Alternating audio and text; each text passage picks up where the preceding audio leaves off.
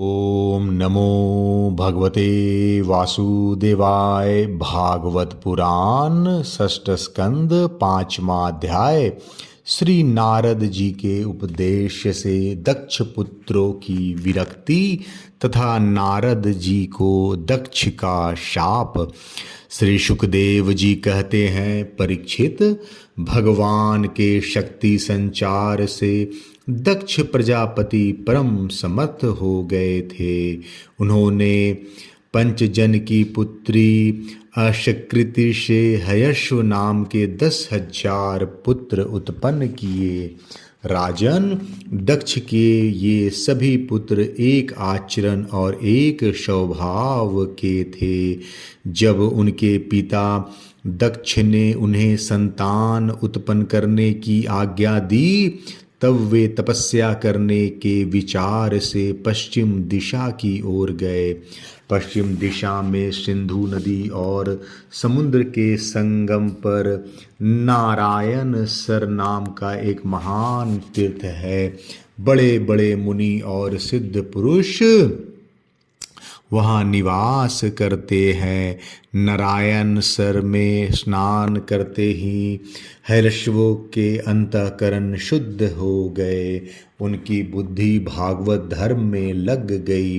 फिर भी अपने पिता दक्ष की आज्ञा से बंधे होने के कारण वे उग्र तपस्या ही करते रहे। जब देवर्षि नारद ने देखा कि भागवत धर्म में रुचि होने पर भी ये प्रजा वृद्धि के लिए ही तत्पर हैं, तब उन्होंने उनके पास आकर कहा, अरे हर्षो, तुम प्रजापति हो तो क्या हुआ? वास्तव में तो तुम मूर्ख ही हो। बतलाओ तो, जब तुम लोगों ने पृथ्वी का अंत ही नहीं देखा तब सृष्टि कैसे करोगे?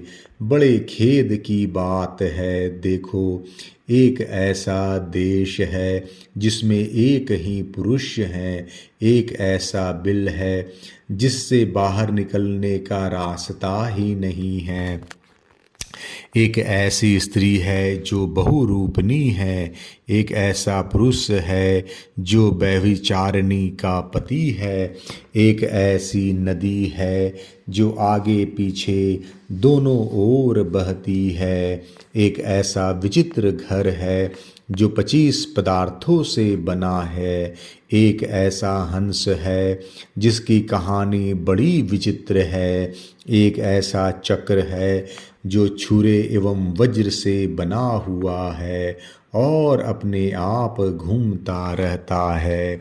मूर्ख हर्षवो, जब तक तुम लोग अपने सर्वज्ञ पिता के उचित आदेश को समझ नहीं लोगे और इन उपयुक्त वस्तुओं को देख नहीं लोगे, तब तक उनके आज्ञानुसार सृष्टि कैसे कर सकोगे?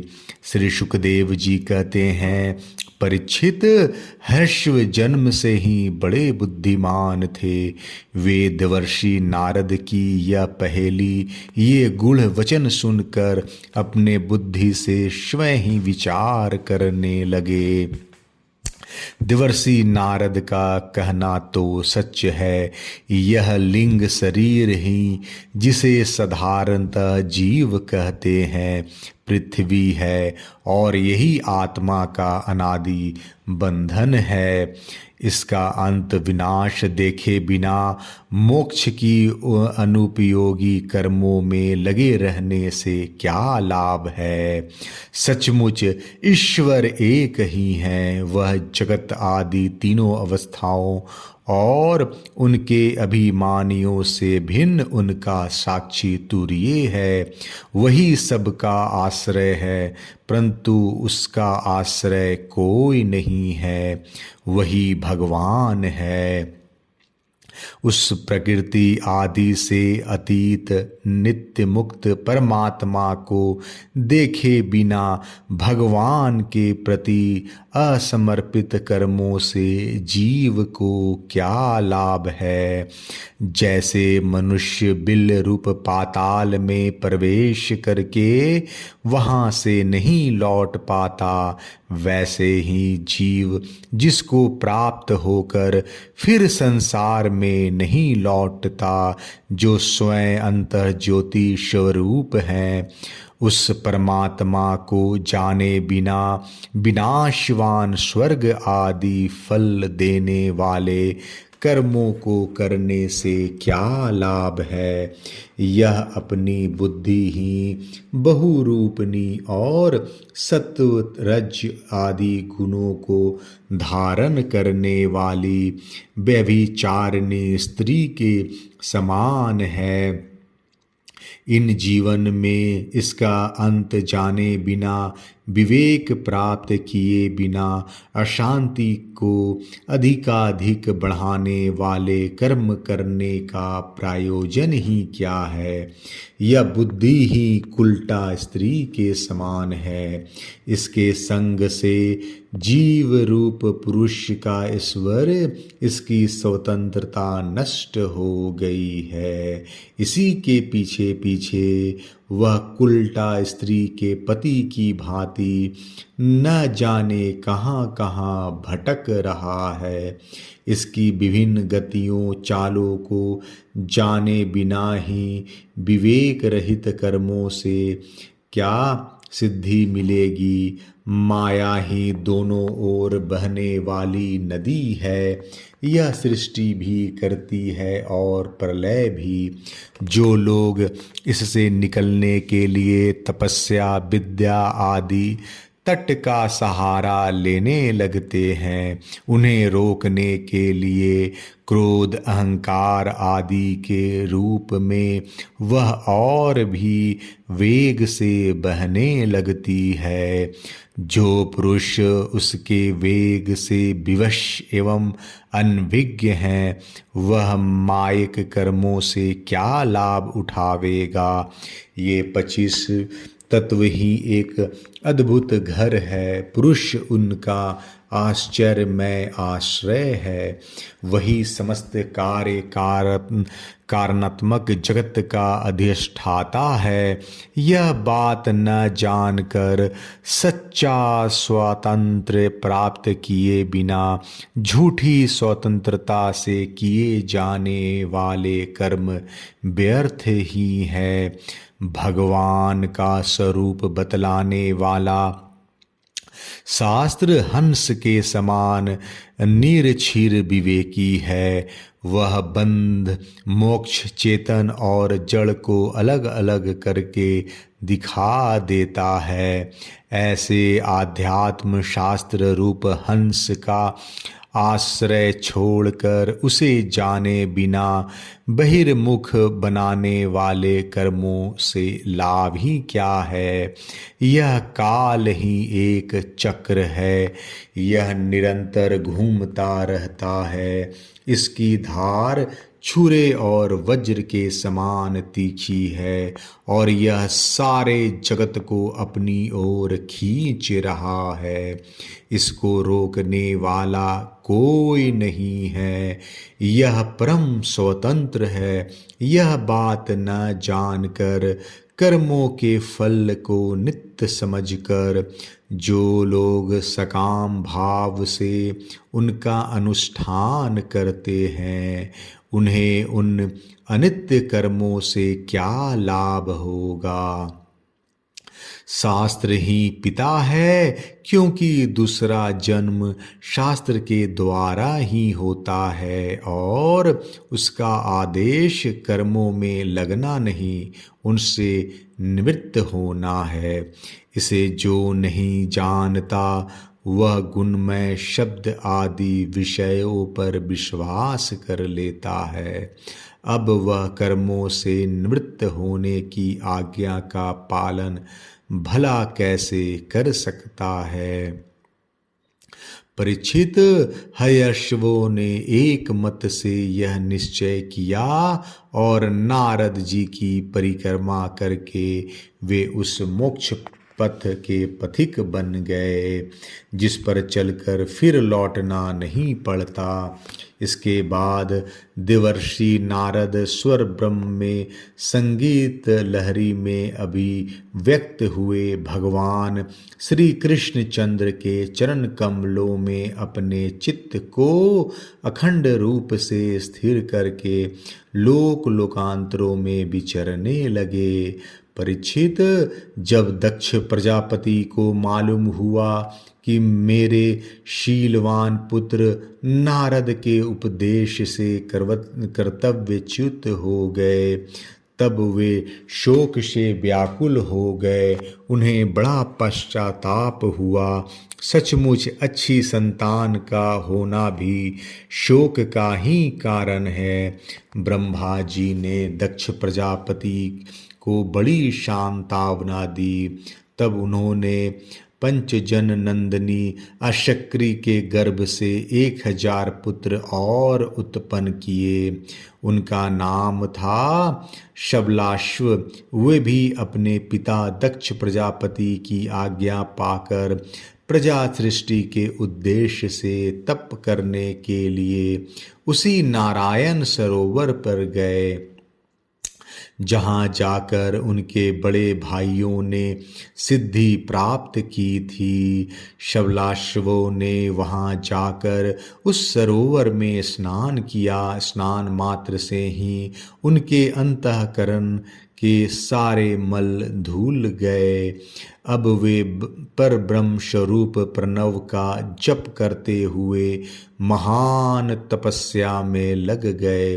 कुछ महीनों तक केवल जल और कुछ महीनों तक केवल हवा पीकर ही उन्होंने हम नमस्कार पूर्वक ओंकार स्वरूप भगवान नारायण का ध्यान करते हैं, जो विशुद्ध चित्त में निवास करते हैं, सबके अंतर्यामी हैं तथा सर्वव्यापक एवं परमहंस स्वरूप हैं। इस मंत्र का अभ्यास करते हुए मंत्राधिपति भगवान की आराधना की। परीक्षित, इस प्रकार दक्ष पुत्र शबलाश्व प्रजा सृष्टि के लिए तपस्या में संलग्न थे। उनके पास भी देवर्षि नारद आए और उन्होंने पहले के समान ही कूट वचन कहे। उन्होंने कहा, दक्ष प्रजापति के पुत्रों, मैं तुम लोगों को जो उपदेश देता हूँ उसे सुनो। तुम लोग तो अपने भाइयों से बड़ा प्रेम करते हो, इसलिए उनके मार्ग का अनुसंधान करो।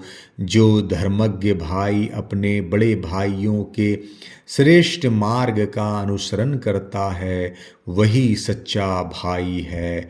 वह पुण्यवान पुरुष परलोक में मरुदगणों के साथ आनंद भोगता है। परीक्षित, शबलाश्वों को इस प्रकार उपदेश देकर देवर्षि नारद वहाँ से चले गए और उन लोगों ने भी अपने भाइयों के मार्ग का अनुगमन किया, क्योंकि नारद जी का दर्शन कभी व्यर्थ नहीं जाता। वे उस पथ के पथिक बने जो अंतर्मुखी वृत्ति से प्राप्त होने योग्य अत्यंत सुंदर और भगवत प्राप्ति के अनुकूल हैं। वे बीती हुई रात्रियों के समान न तो उस मार्ग से अब तक लौटे हैं और न आगे लौटेंगे ही। दक्ष प्रजापति ने देखा कि आजकल बहुत से अशकुन हो रहे हैं। उनके चित्त में पुत्रों के अनिष्ट की आशंका हो आई। इतने में ही उन्हें मालूम हुआ कि पहले की भांति अब की बार भी नारद जी ने मेरे पुत्रों को चौपट कर दिया। उन्हें अपने पुत्रों की कर्तव्यच्युति से बड़ा शोक हुआ और वे नारद जी पर बड़े क्रोधित हुए। उनके मिलने पर क्रोध के मारे दक्ष प्रजापति के होठ फड़कने लगे और वे आवेश में भरकर नारद जी से बोले। दक्ष प्रजापति ने कहा, ओ दुष्ट, तुमने झूठ मूठ साधुओं का बाना पहन रखा है। हमारे भोले भाले बालकों को भिक्षुकों का मार्ग दिखाकर तुमने हमारा बड़ा अपकार किया है। अभी उन्होंने ब्रह्मचर्य से ऋषि ऋण, यज्ञ से देव ऋण और पुत्रोत्पत्ति से पितृ ऋण नहीं उतारा था। उन्हें अभी कर्म फल की नश्वरता का संबंध में भी कुछ विचार नहीं था, परंतु पापात्मान तुमने उनके दोनों लोकों का सुख चौपट कर दिया। सचमुच तुम्हारे हृदय में दया का नाम भी नहीं है। तुम इस प्रकार बच्चों की बुद्धि बिगाड़ते फिरते हो। तुमने भगवान के पार्षदों में रहकर उनकी कीर्ति में कलंक ही लगाया। सचमुच तुम बड़े निर्लज हो। मैं जानता हूँ कि भगवान के पार्षद सदा सर्वदा दुखी प्राणियों पर दया करने के लिए व्यग्र रहते हैं, परंतु तुम प्रेम भाव का विनाश करने वाले हो। तुम उन लोगों से भी वैर करते हो जो किसी से वैर नहीं करते। यदि तुम ऐसा समझते हो कि वैराग्य से ही स्नेह पाश विषय शक्ति का बंधन कट सकता है, तो तुम्हारा यह विचार ठीक नहीं है, क्योंकि तुम्हारे जैसे झूठ मूठ वैराग्य का श्वांग भरने वालों से किसी को वैराग्य नहीं हो सकता।